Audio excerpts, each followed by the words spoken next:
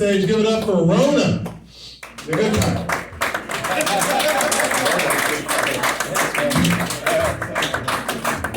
All right, give him a hand. Thank you for introducing all of us. I appreciate that. Yes, I'm the RONA, like the virus.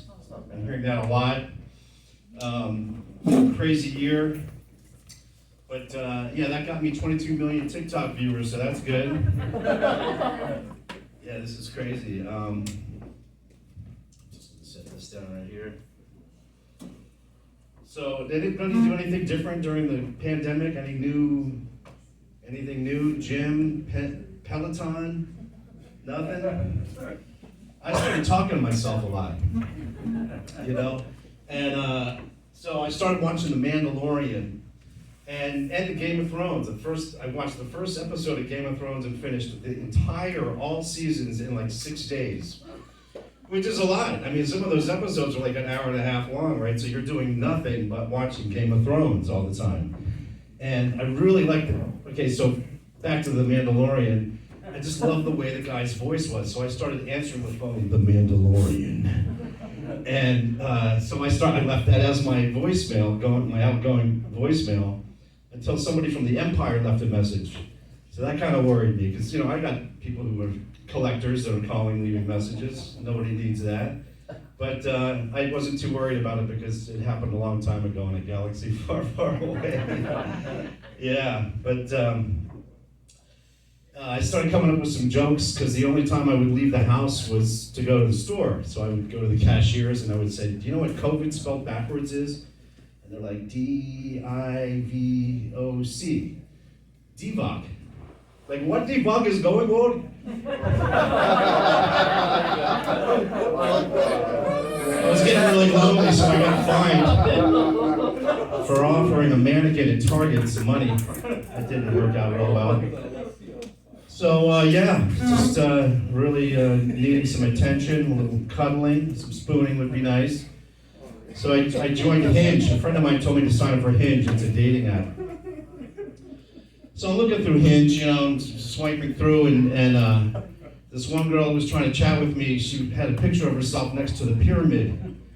She was the same size as the pyramid. They should have called that shit cringe, because I ended up quitting that one. That wasn't so great. Let's see, what else did I do? I quit smoking. Meth. Anybody else do meth here? You guys? Okay. Yeah, so, and I just realized I was, online looking for Google, find an AA meeting near me, and this place came up. I just came out of a 3-year blackout, and I thought this was an AA meeting. Apparently, it's not. But I got a chip here, 3 years, clean and sober from AA. So if it belongs to you, I'll be over at the bar. But you know what, that's a big industry, isn't it? The whole sober thing. I mean, like $2,000 for a bunk bed in some house with 20 other guys just off the street from Apache Junction or whatever. And, but it's a big industry, they take insurance. Did you ever hear of these broker people? I heard of this in Florida. What they do is they send people to meetings that have, some drugs on them, the drug of your choice, heroin, meth, acid, whatever. And so they try to get you to slip, right? They try to make a friend with you after, when you have a break at a meeting, and they're like, oh, hey, how's it going? Do you have insurance? It's like the second word out of their mouth.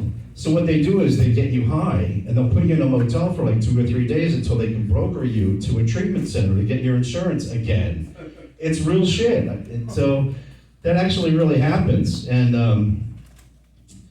so I wanted to start a treatment center called Voices, specifically for crystal meth people. Come to Voices. I mean, they have a cliffside Malibu, they take you to pet horses and get your acupuncture. You guys know, right? Any Malibu people here? Okay, I'm alone. All right. But anyway, this has been fun. This is my first time doing this. You guys have been a great crowd. Thank you so much. Thanks, folks. We appreciate it.